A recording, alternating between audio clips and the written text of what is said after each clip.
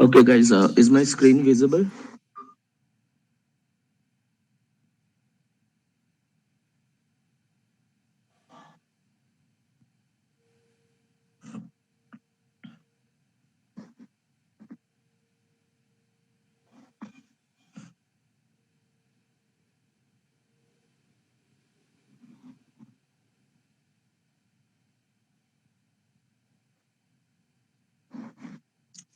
Am I audible?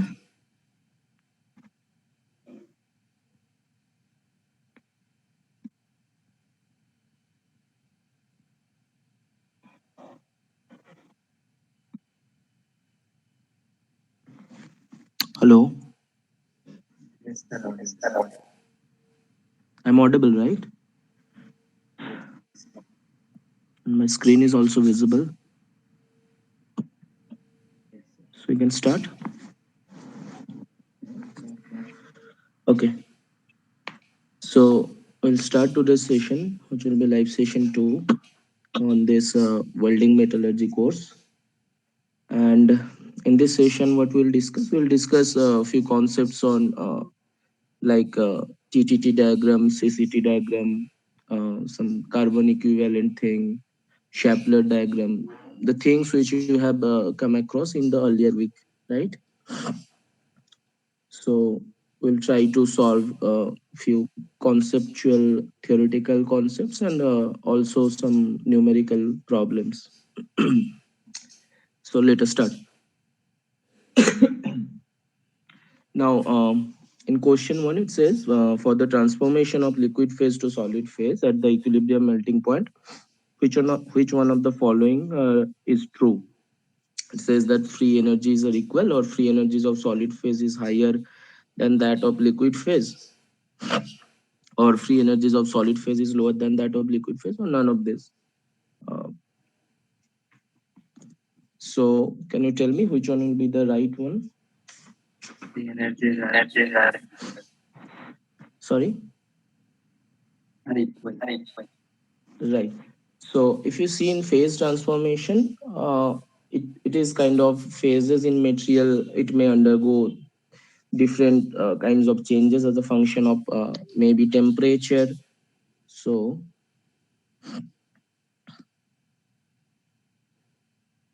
temperature, pressure, these variables can affect, right? So whatever phase change will be there in a material, that will be a function of this temperature and pressure, and which is known as phase transformation. Now,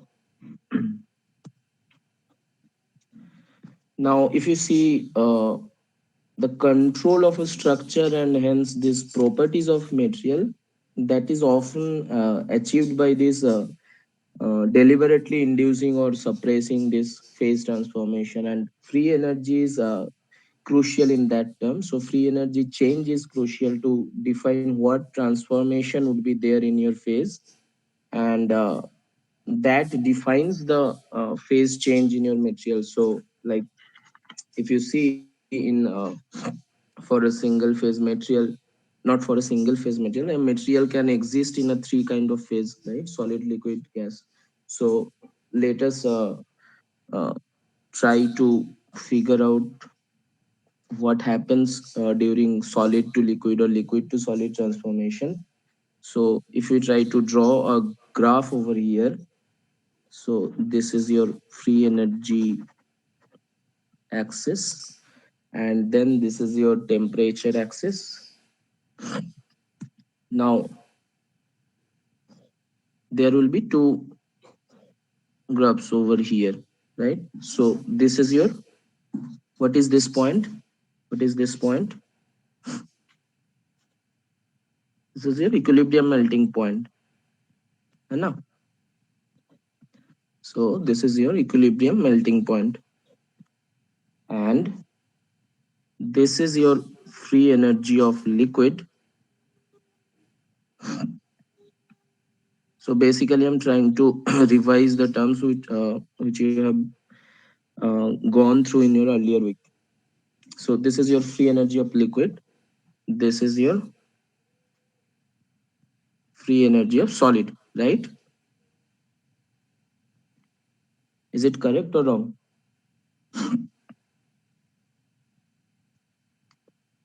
Can anyone respond? Yes, sir, correct. है ना?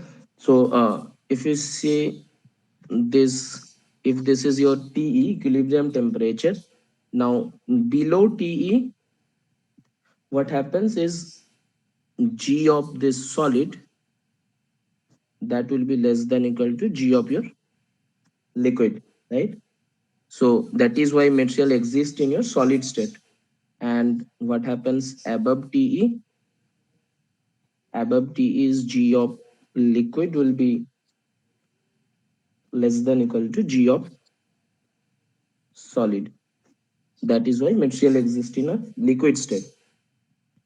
Now, for transformation of liquid phase to solid phase at equilibrium point, here the free energies will be equal,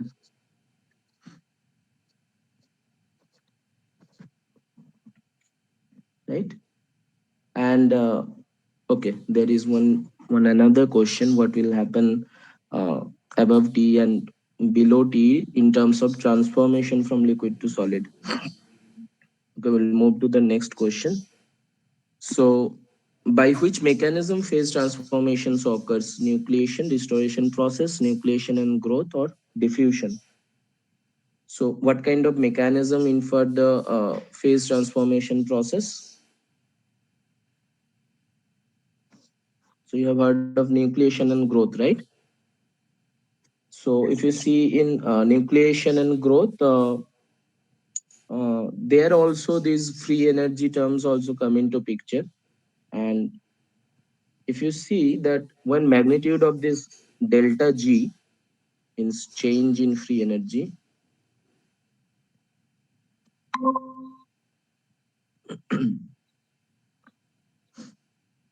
change in free energy, sorry, when this is very small, nucleation proceeds very slowly. So when this is very small,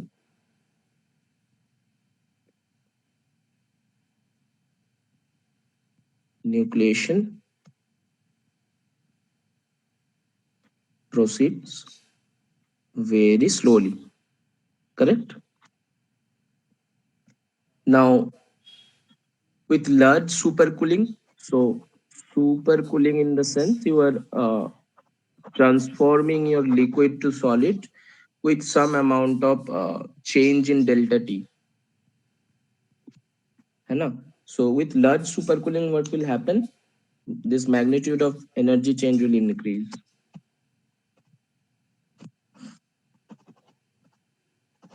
correct?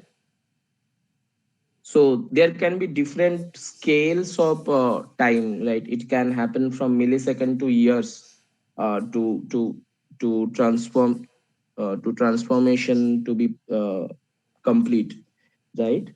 Now, this transformation can be divided in two discrete steps. What are these two discrete steps? One is this formation of tiny stable particles,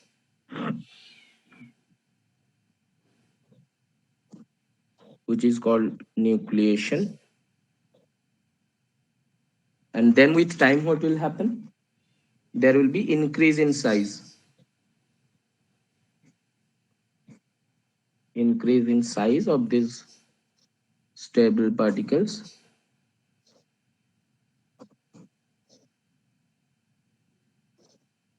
with time. That is called your growth, correct?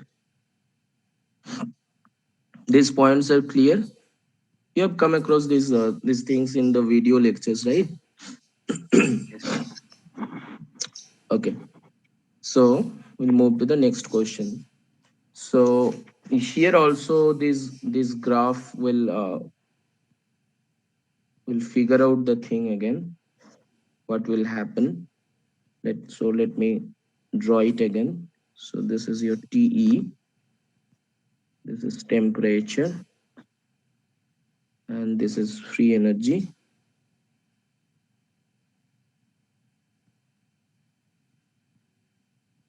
free energy 60. Now this is your G of liquid and this is your G of solid.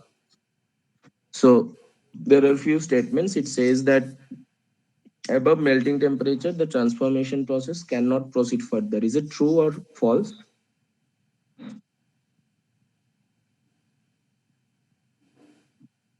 What will happen above melting temperature?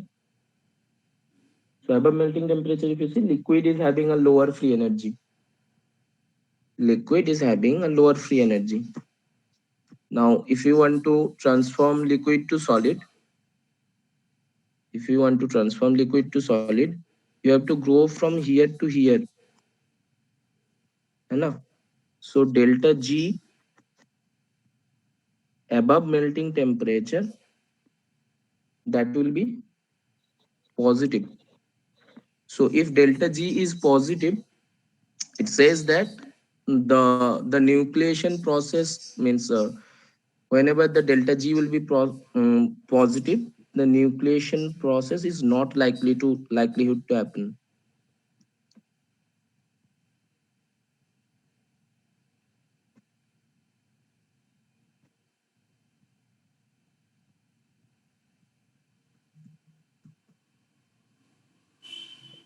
Am I right? So above melting temperature, the transformation process cannot proceed further because here your delta G, the change in free energy will be positive. And below melting point, what will happen? If you see below melting point, this is your this is your liquid thing. This is your liquid free energy, and this is your solid free energy. So if you want to transform from liquid to solid, you have to go from here to here. So in terms of change, delta G will be negative. So whenever delta G will be negative, that means the nucleation process is likelihood to happen. Understood? Yes. If there is any confusion, please you can ask me. The nucleation process is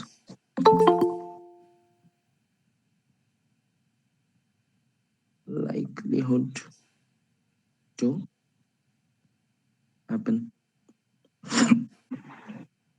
Now, this is true. Below melting point transformation is allowed to proceed. This is also true. And the second statement says above melting point, free energy change for transformation is negative.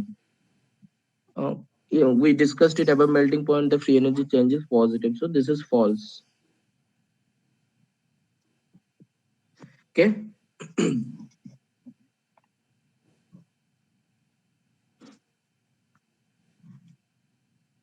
Should we move to next question?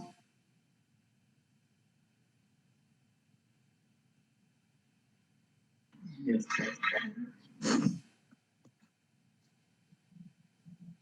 Okay.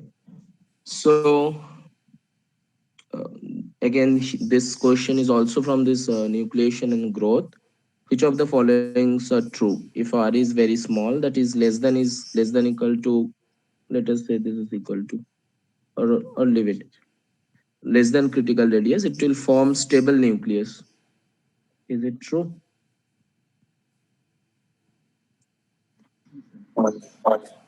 Correct. This is false.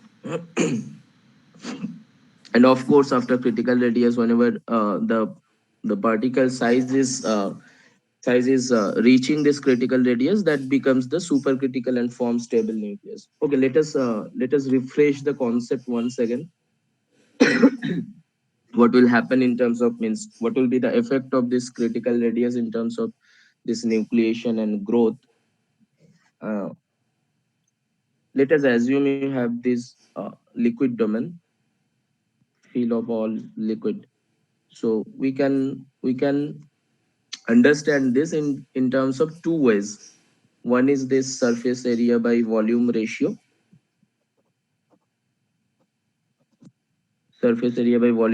keeping in mind that your particles are of spherical size, and another is you know that the change in free energy will be equal to, there are two terms, right?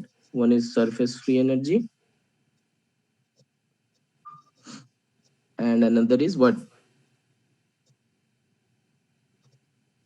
Yep. Yep. Yep. Volume Yes. free energy. है ना?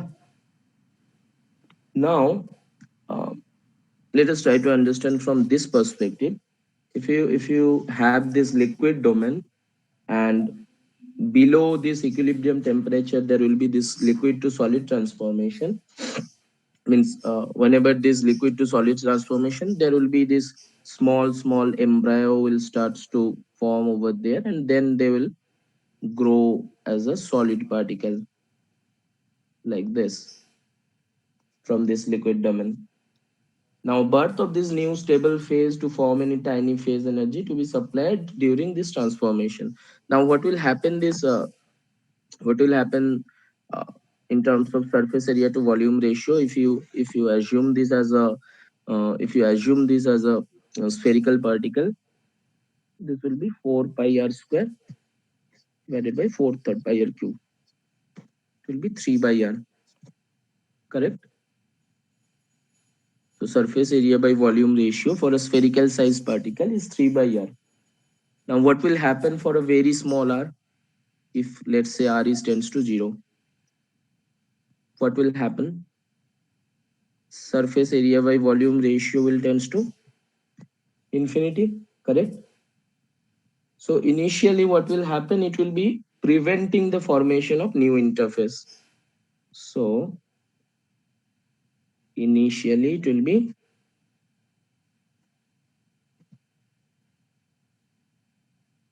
preventing formation of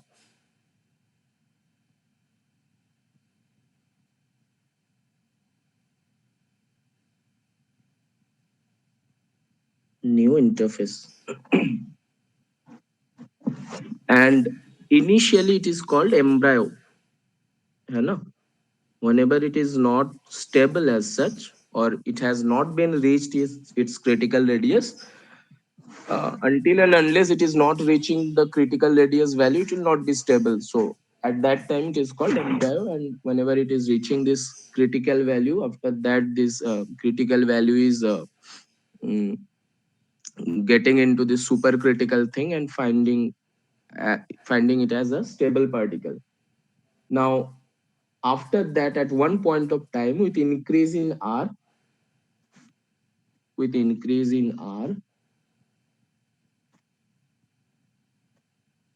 the particles will start to stabilize. Correct. Now, let us try to understand from this perspective what is surface free energy. Okay, let me first draw the graph.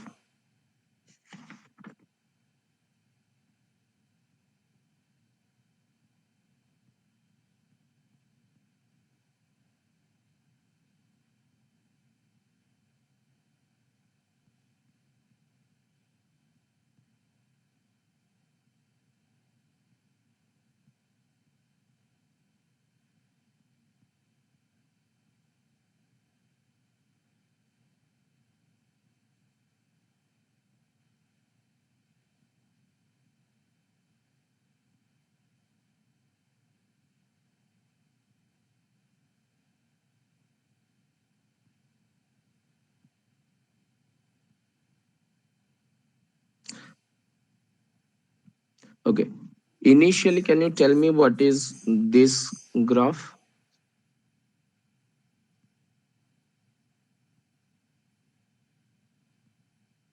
This is your radius. What is this curve? This curve tells you the surface free energy. Surface free energy. Okay. So surface free energy, it always destabilizes the nucleus. So it always takes energy from to make an interface. So if you see this delta G, it is always positive. positive delta G is not favorable to form a boundary between liquid and solid. So in terms of surface free energy, delta G, let's say this is S, this is equal to 4 pi r square gamma. So gamma is your surface tension, this is the area, correct? Now, what is this curve? This is your volumetric free energy.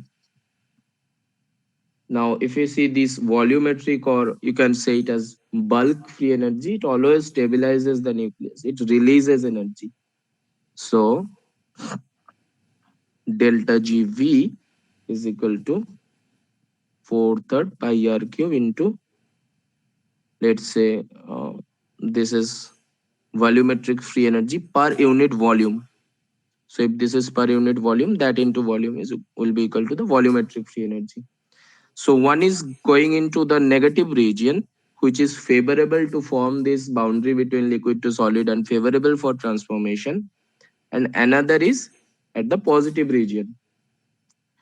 And with coupling this surface free energy and volumetric free energy, you will end up with some curve like this.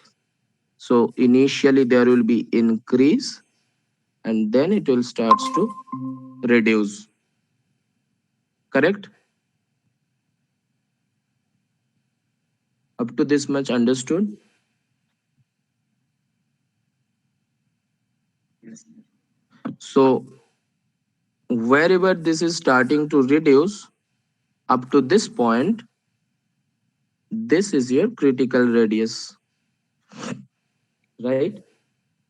So if you see in volumetric free energy, you have this r cube term, and if you see this surface free energy, you have this r square term. So at certain point, after certain point of time, what will happen? This total free energy, it will starts to reduce. So volume term takes over and starts to decrease finally, where at this point this is favorable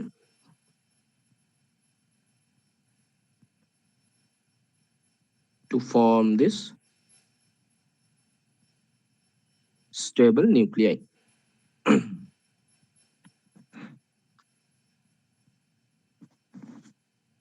Got it, right? Yes. Okay. Should I move to next question then? If you have any confusion here, in any kind of conceptual thing, you can ask. So we'll move to the next question.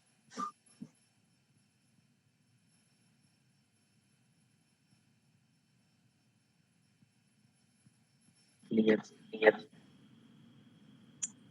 Okay.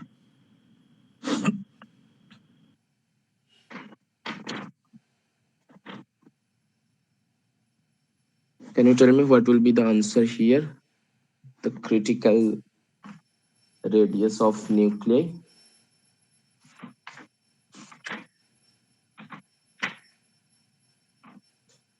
So if you have this free energy, 4 third pi r cube, that into delta G, this is per unit volume free energy, plus 4 pi r square. Actually, this is in minus 4 pi r square gamma. Sorry, this is your surface tension term.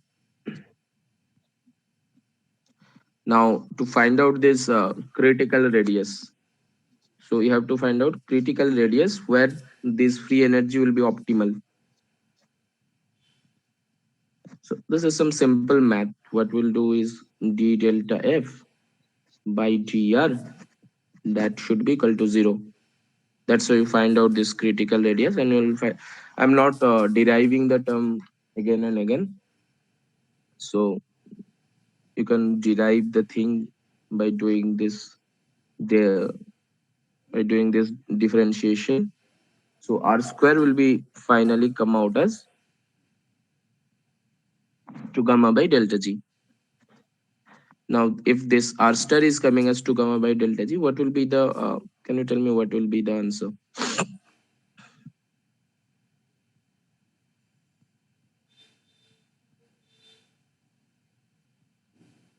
There is something called proportional to free energy, not related to free energy, inversely proportional to surface tension, and it says proportional to, yes. So this is true.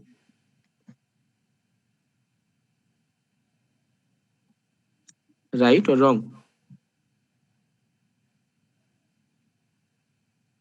If you have, take, let us take this absolute value.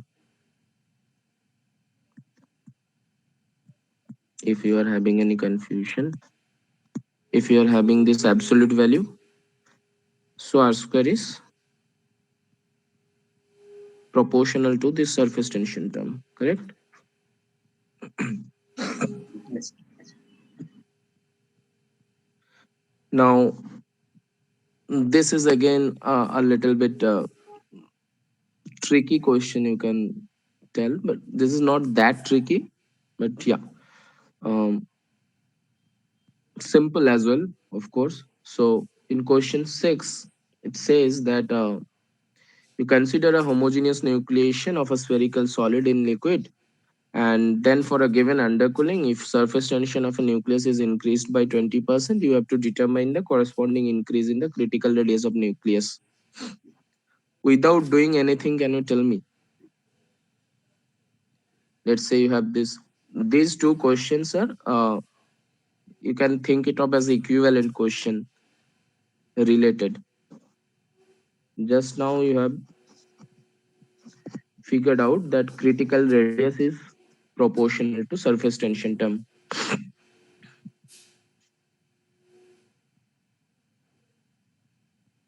So if there is some increase in your surface tension of 20%, what will happen with critical radius? This will also increase with 20% without doing anything. We can tell that, right?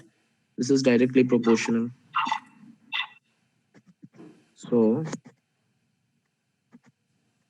if surface tension is increased by 20%,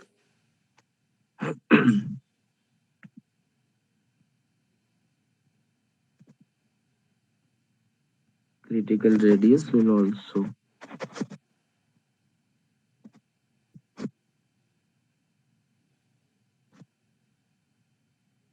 increased by 20% because this. Correct? Should move to the next question. Yes. So, so we'll move to the next question. You can think it up a little bit lengthy, but again, not that difficult to understand. Uh, we'll try to understand step by step. So, what we'll do is, let us read the question first. So, what you need to do, you need to calculate the size of critical radius. That is your final objective, and the number of unit cells in the critical nucleus. How many unit cells it is composed of? When uh, solid copper forms by homogeneous nucleation, then there are few terms are given. So your freezing temperature for copper is given as 1085 degrees C. So freezing temperature, you can think it's melting also. This is a 1085 degrees C. And then you have this heat of fusion is 1620 joule per centimeter cube.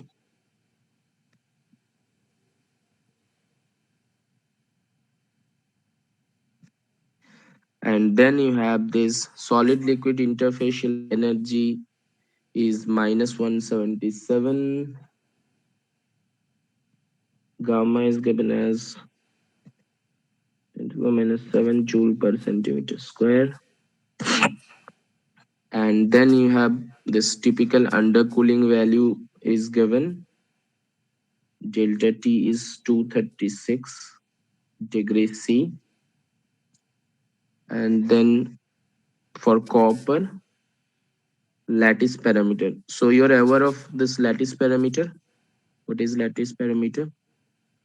So if this is FCC unit cell, in terms of, let us try to understand in terms of cubic unit cell.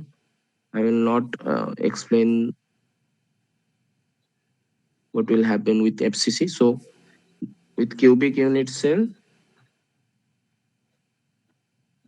this is your lattice parameter, है ना? So A is equal to 0.3615 nanometer. So for FCC, of course, there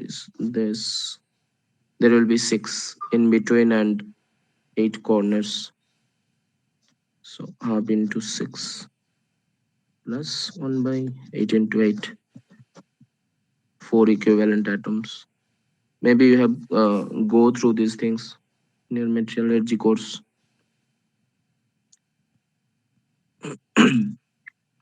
Now, what we'll do is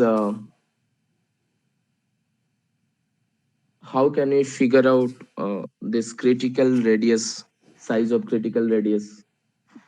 What do we know in terms of critical radius? R star is minus 2 gamma by delta G. This equation we know. And also, in terms of enthalpy, is this true? Tm minus T by Tm. Delta G is equal to delta H minus, this is your undercooling term, that divided by your melting temperature or freezing temperature, whatever you can tell. So delta H into delta T by Tm, correct? So if this is true,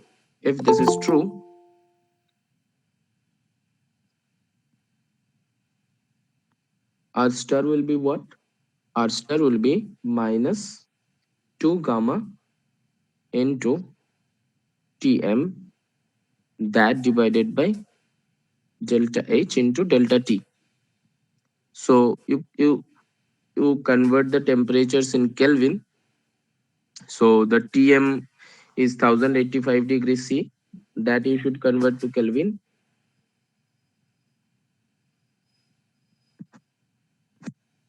And for undercooling term, so this is a change in temperature. So whenever you talk about change in temperature, whatever will be the change in degree C, that much of change will be in Kelvin also.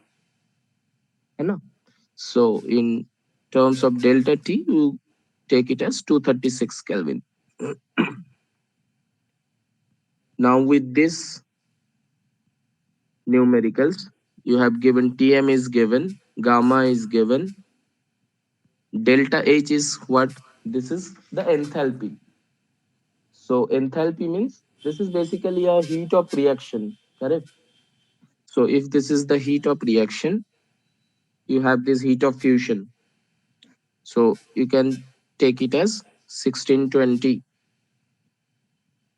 joule per centimeter cube. So all values are given. Can you quickly give me an answer?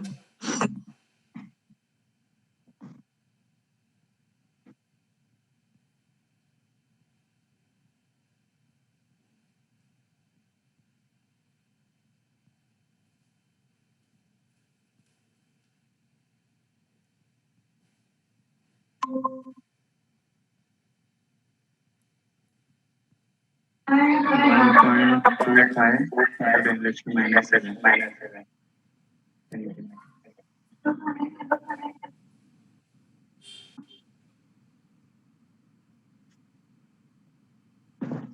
Can you go again, please?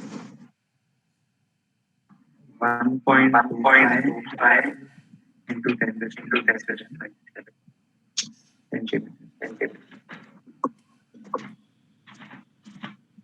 1.25 into 10 to the power minus 7. I have written it correctly, right? Yes, centimeters.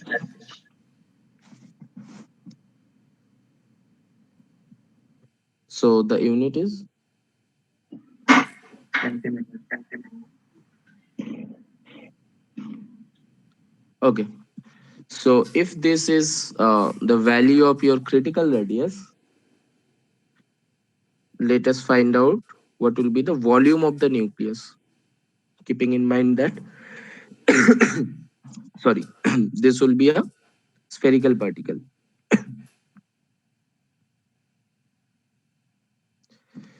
How much will be the volume?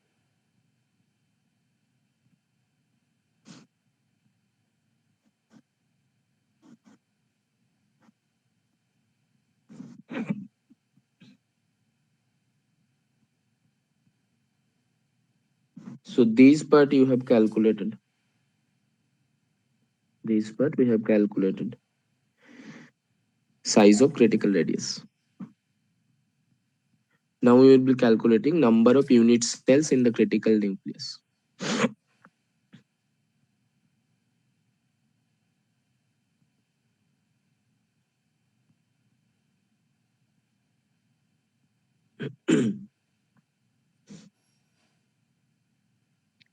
Volume is 8.18 into 10 raised to minus 21. Minus 21. Yes, So this is your volume of the nucleus, whatever it is, the stable nucleus it is forming. Now you have this lattice parameter of copper. So for this unit cell, you know this A value. So what will be the total volume of this unit cell? It's simply A cube, है ना? So if A is 0.3615 nanometer, can you tell me in terms of centimeter cube?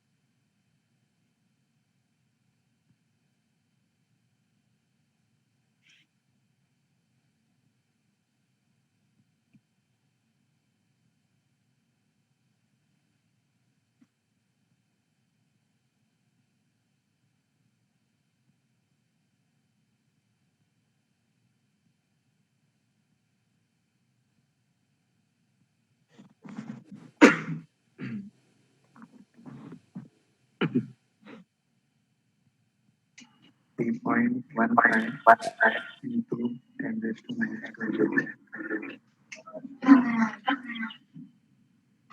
Can you come again? 3.15 into 10 raised to minus 22. 10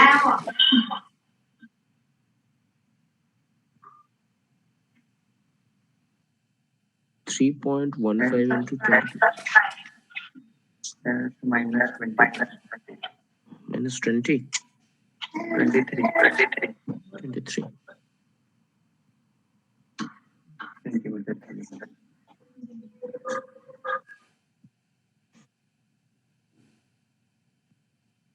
So you basically need to do this 0.3615 into 0.3615. I'm assuming that your answer is correct. I'm not having the calculator right now, so I cannot verify the answer as such. But yeah, just go through the concepts. So 0.3615 this into centimeter is cube. I'm assuming this is correct. I don't know. Anyhow, now you have this volume of nucleus, small nucleus, and you have this total volume of this unit cell. Can you find out the number of unit cells now? So it will be simply volume of the nucleus, right? Volume of unit cell.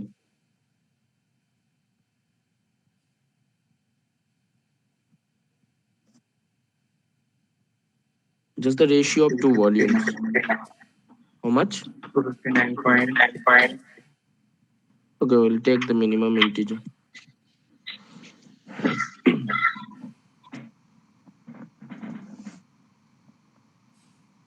Is the concept clear?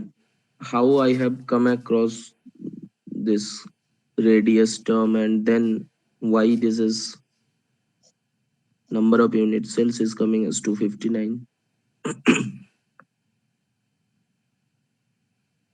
Is there any confusion?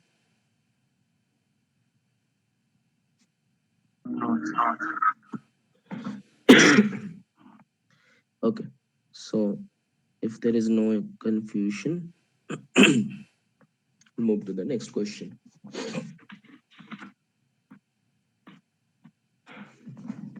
Now it says which of the following statement is correct. This iron carbon phase diagram and this TTT diagram are both equilibrium diagrams. Is it correct? Or iron carbon or TTT are both non-equilibrium diagrams? This is correct. Or this is equilibrium and this is non-equilibrium? Which one is correct? Third option. Third option. Right. So basically, if you see in iron carbon phase diagram, the temperature is plotted against composition. No? So if you have this thing, this thing, this is your temperature, and you have composition across the y-axis. So it will indicate basically the phase present and phase change that will take place during heating and cooling, right? So the phase obtained during this heating and cooling in iron carbon phase diagram is on the assumption of this equilibrium heating and cooling, that is very slow heating and cooling. So equilibrium in the sense there will be very slow,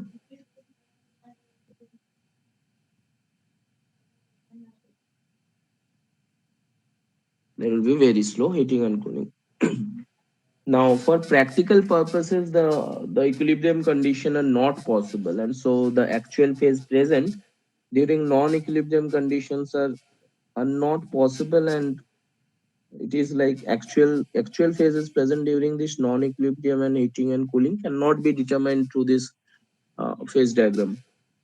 That is why this TTT diagram comes into picture. Why not try to draw a TTT diagram? I'll try to draw a rough image over here. So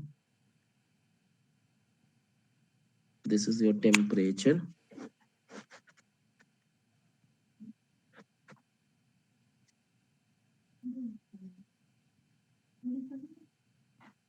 This is your time, and there is something called upper critical temperature and lower critical temperature, or let us think it of as some austenizing temperature. This, let me, what is austenating temperature exactly?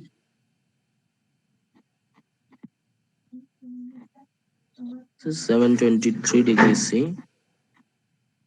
Let us, this is something, this temperature is something higher than 723 degrees C. And then from here you have this C curve, the nose, and here you have this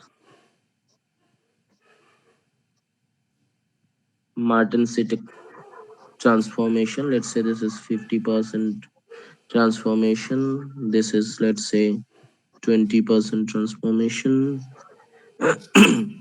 So basically, there are some martensitic start temperature and martensite finish temperature. And this is your tip of the nose. And then here, what it will form by night, है ना? And here it will form some perlitic transformation over here. So in perlite also there are some, for your slow cooling there will be coarse perlite, for your faster cooling there will be fine perlite, and yeah, those things are there. Now in a TTT diagram, it is extensively used in assessment of this what should I say, decomposition of austenite into these heat treatable steels, right? And as this iron carbon diagram reveals the phases and microstructures under equilibrium conditions, and it does not show time as a variable. So here there is no time in picture, right? There is nothing called time here. So this is based upon this equilibrium condition or static condition, or you can say very slow heating and cooling, but that is not the practical case, correct? And as this does not show time as a variable, so the effect of different cooling rates on the steel structure is not revealed by this phase diagram. And secondly, by equilibrium condition are not maintained in heat treatment or many useful properties of steel. So during heat treatment, if you see, there will be variable cooling condition, which is of course not in equilibrium condition. है ना? Now, these are obtained under non-equilibrium conditions, such as variable rates of cooling as produced during quenching, or yeah. So whenever you are doing quenching, that is non-equilibrium thing, and uh, basically whenever the transformation you are generating austenite to pearlite or austenite to bainite or austenite to martensite, you are relying upon how faster or how slower you are cooling, which are non-equilibrium. Now, whenever you are doing some faster cooling like that, and it is not reaching at this region, this austenite plus pearlite region, you will end up with some martensitic structure. Now, if you are cooling it up to this and then doing some isothermal transformation like this, you will end up with somewhere here the magnetic structure. So yeah, that's how we'll end up with these transformation stages. है ना?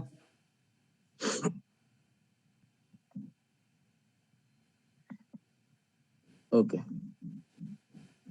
This is a simple question. How this hardness of steel increases with increase in carbon percentage, decrease in carbon percentage, slow cooling, or none of this? Which one? increase in carbon content. So this is true. And also for your again, if you are talking about this,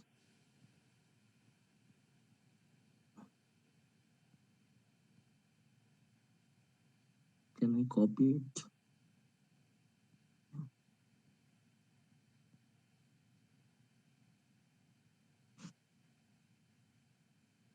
So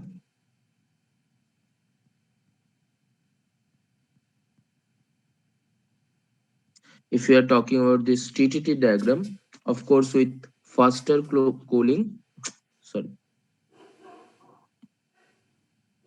of course with this faster cooling, whenever you are forming this martensitic structure, that time also your hardenability is getting increased, correct?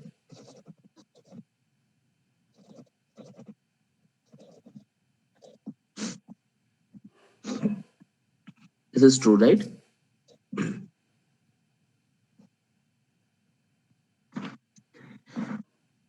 Yes.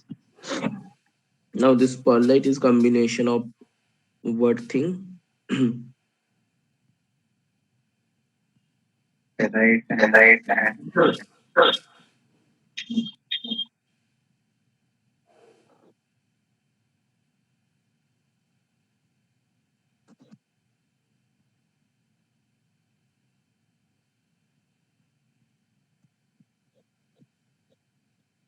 So cementine.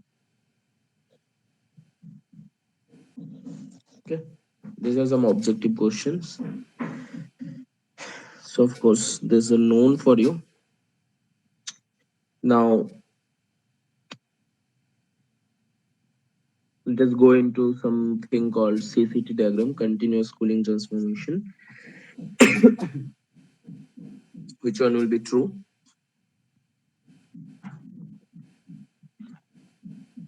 So if you see in CCT diagram, uh, basically in TTT diagram, what will happen is there will be isothermal transformation.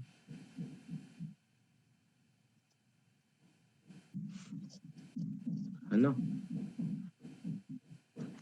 So TTT diagram जब भी देखोगे तुम उधर isothermal transformation होता है.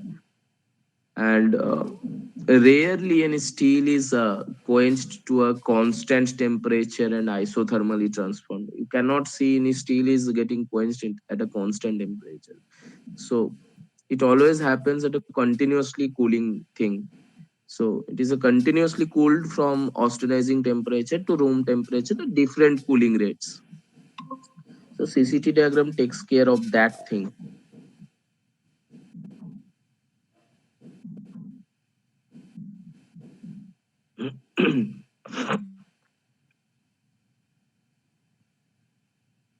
So the first statement says CCT diagram depicts the transformation temperature and time relationship during continuous cooling. Of course, this is true.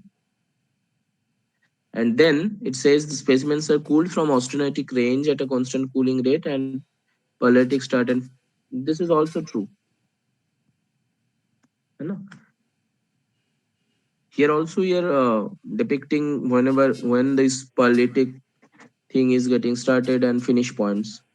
So you have different cooling rates. So I have taken it from the video. So this is the very slow cooling. This is some moderate cooling. This is better than the moderate. This is the faster cooling. And this is so fast that you are entering into the martensitic region.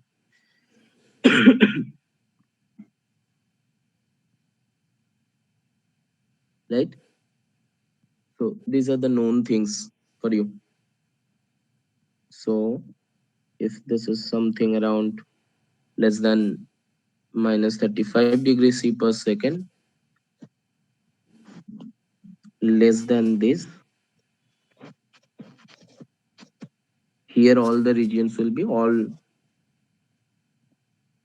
the transformed product will be all pearlite,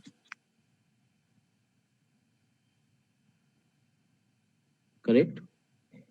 And then from this region, at this region is 35 to 140.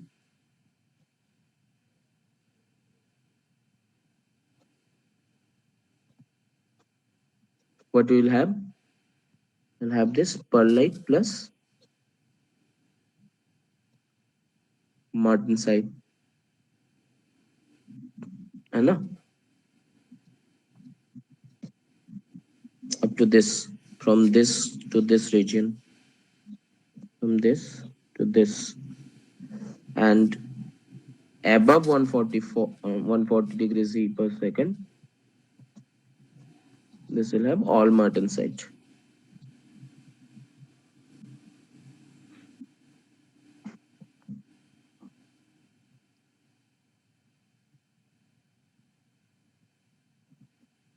Any question till now?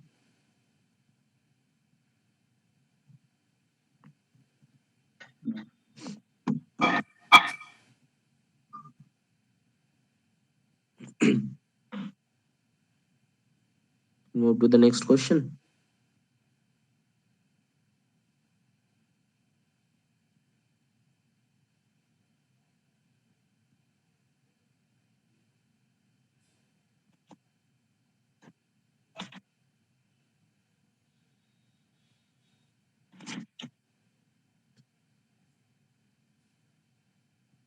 Move to the next question, or there is any confusion until this? Actually, yes. Okay, move to the next question. Which one among the followings normally does not transform austenite into martensite? So there are different kinds of continuous variable cooling rates. You have this water quenching, you have this oil quenching, you have air cooling, you have furnace cooling. Now, which case will Furnace. have the most obvious result that yes, martensite will not form over here? Which one is the most slow cooling? Any idea? Furnace. Correct. Furnace. So whenever you are doing cooling in furnace, that is the most slow cooling, and you can tell that obviously there will be no martensite. So of course, if you see in this TTT diagram, again, this I have taken from the video lecture. So whenever you're cooling so fast that it does not cross this the nose of this C curve, and it just get into this martensite. So this will be so fast, and yeah, depending on different cooling rates, like this is kind of slow cooling compared to this. You'll end up with some different microstructures like fine perlite, coarse perlite, fine vinite, coarse vinite, uh, whatever it would be. Okay, now there is something called um, okay, there is something called tempering. Now, the process of reheating the martensitic steel to reduce its brittleness. Of course, whenever you are doing this very fast cooling, you are increasing the hardenability.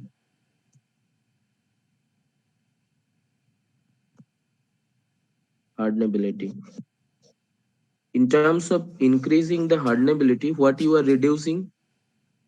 You are reducing the ductility, the formability, right? The formability or ductility of the material is getting reduced too much. So that's why what generally people do when you're cooling so fast, and then you do some heating again, then cool it again. So this is called tempering. I hope you know the heat treatment processes of normalizing, annealing, quenching. So annealing is basically done in what cooling? Can you tell me?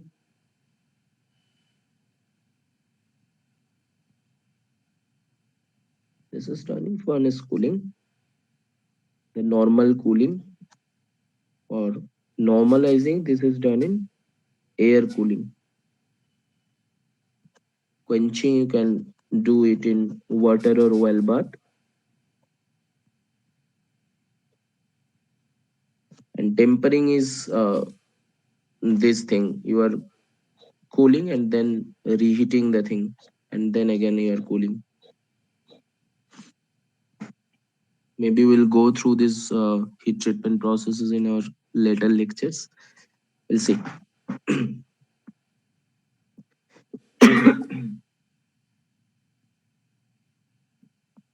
Is this clear? Yes, sir. Okay. So in question 14, this is a little bit numerical, of course.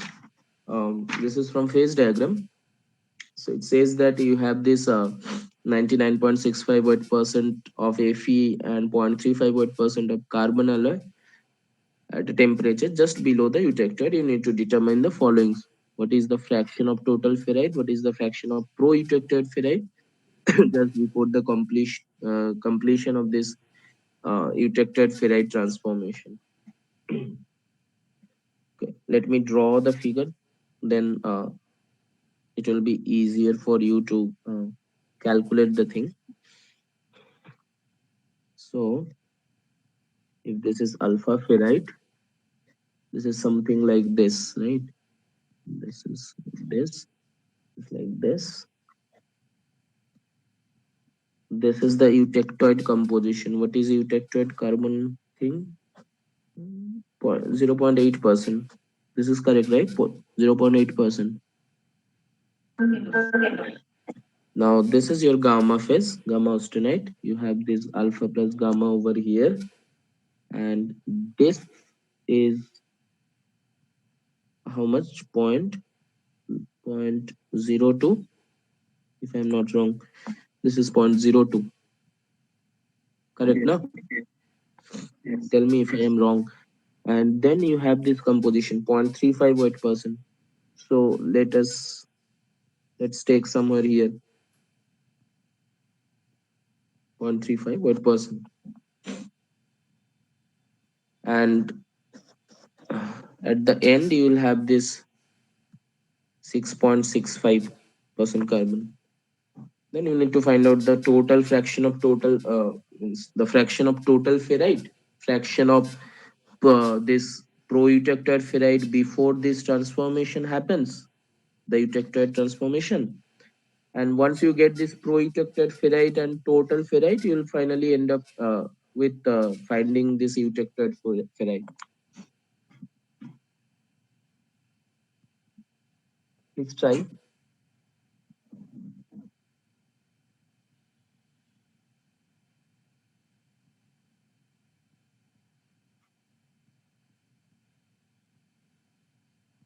Total ferrite is 95.04.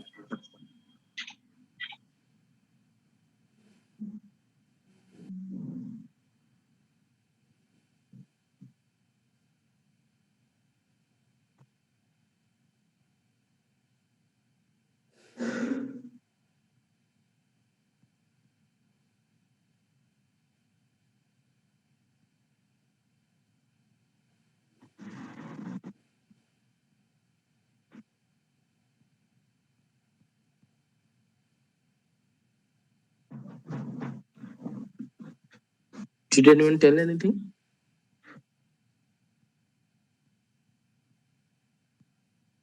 Total ferrite is How much? 95.04. 95.04. 04. Great. Great. So whenever you are talking about this total ferrite, so mass fraction of this total ferrite will be, you're in this region, right? This alpha plus Fe3C. So whenever you are in this region,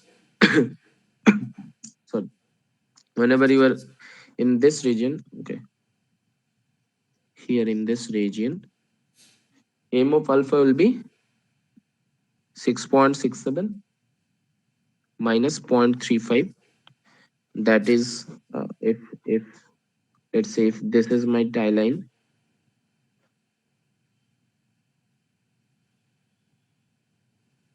let's say this is my tie line. Just after this eutectoid transformation, I'm having this total ferrite, correct? So if this is my tie line, I'm taking this as the last point and this as 0.02. So 6.67 minus my composition is here 0.35. That divided by 6.67 minus 0.02. So this is coming as 95.04. This is correct, right? So if alpha ferrite is coming as 95.04%, so the Fe3C portion will be coming as something around 0.05%. है ना?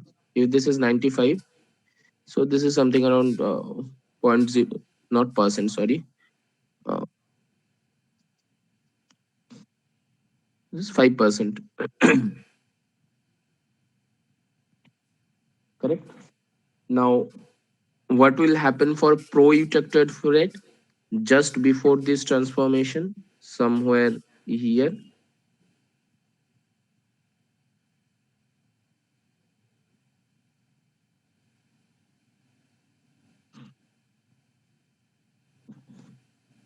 This is zero point 0.8. This is 0.35. This is 0.02. So M alpha dash. Let's say this is pro-ejected. M alpha dash. This is zero point 0.8 minus 0.35. That divided by zero point 0.8 minus 0.02. How much this is coming?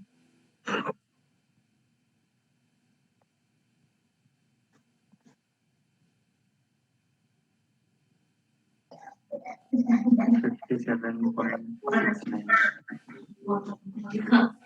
57 point something. Let us take it as 57%. So you have your pro-ejected ferrite, you have your total ferrite. Can you comment on something on ejected ferrite? So basically, you have your pro-ejected ferrite, and whatever is remaining, that will be equal to your ejected ferrite. So this is your ejected ferrite. That is equal to total ferrite. Is there any confusion?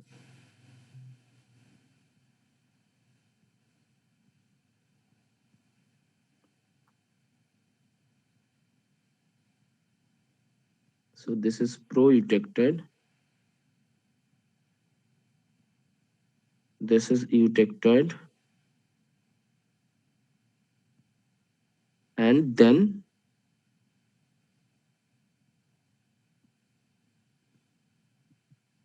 this is the total composition. है ना? So initially at this region you are having this pro-ejected, and whatever is remaining, the conversion, that is happening as a ejected conversion. So from here, what will be the ejected ferrite composition? This is simple: 95 minus 57,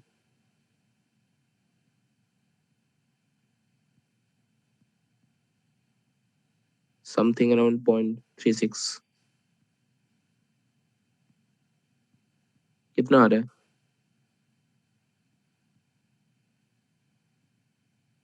38. 38. 38. Okay.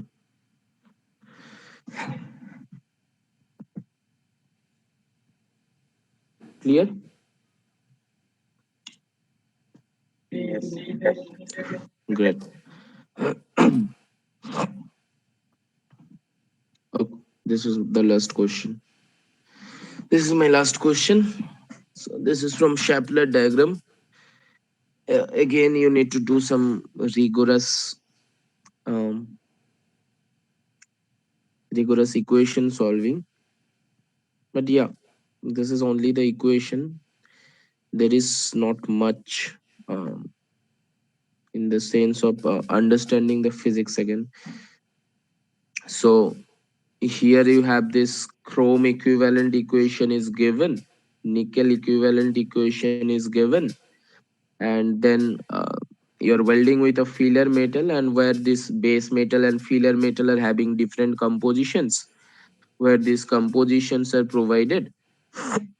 So from Shapley diagram, you need to find out that what will be the composition in the microstructure. So yeah, just give it a try. So in your Shapley diagram, if you see,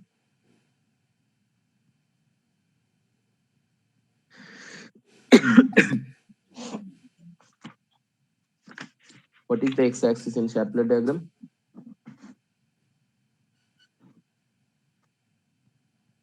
So in x, it will be chrome equivalent, and in y, it will be nickel equivalent. Correct? Now you have this equivalent equations, where you have just need to find out what will be the coordinates in terms of equivalency. and then you need to just plot the 2 points and get the average of those 2 points and find out according to the Chaplet diagram what will be the microstructure. First tell me how much chrome equivalent is coming for base metal.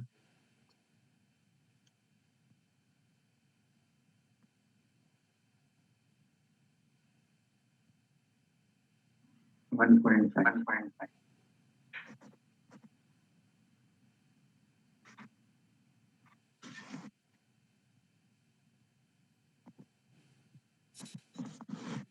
How much? 1.5.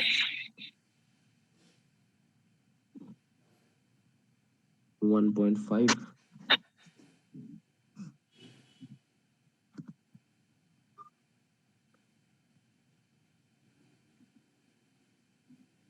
And nickel equivalent for base metal?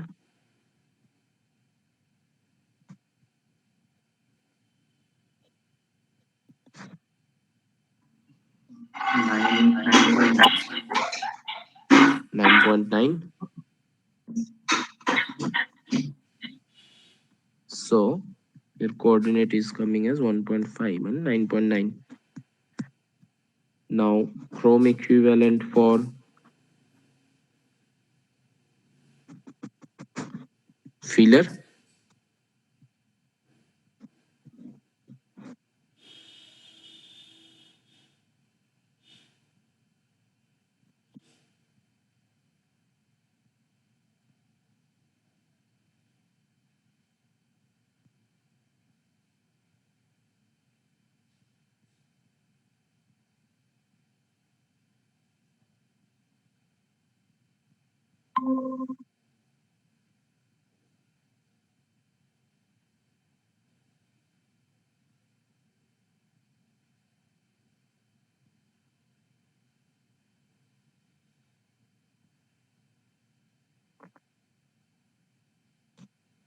1.75. 1.75. Yes. And nickel equivalent.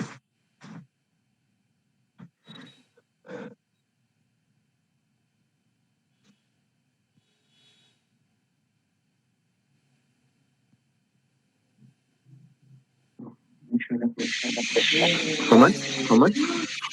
You need to see the question. I cannot hear you actually.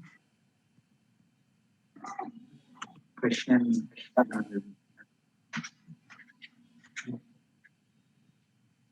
15.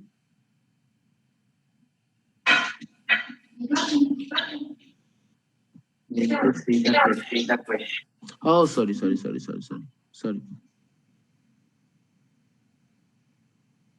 sorry.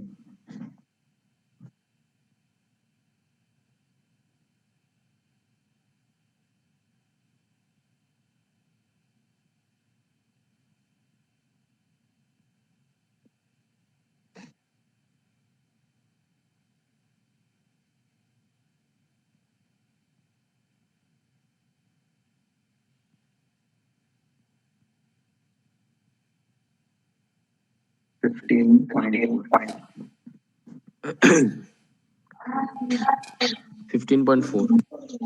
Correct. Yes. 1.75. 15.4. So I don't know what to plot actually.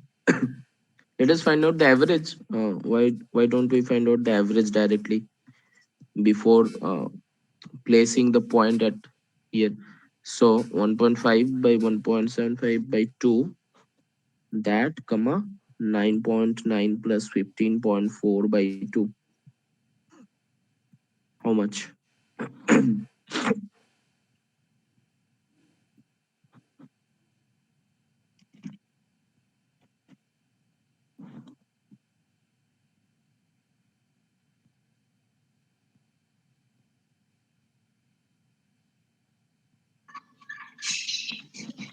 1.625. Comma. 12.65. So this is my final equivalence coordinate, है ना? 1.625 means we are somewhere here in between the 0 to 2, and then you are somewhere 12.65. 12.65 means somewhere here. So you are in the martensitic region. So from the Chaplet diagram, you can tell that what will be the microstructure. Correct?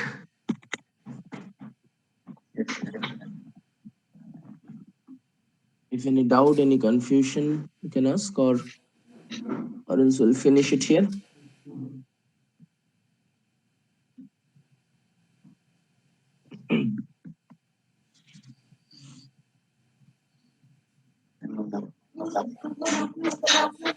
Great, great. So we'll meet again in the next week. Have a good day. Thank you. Bye.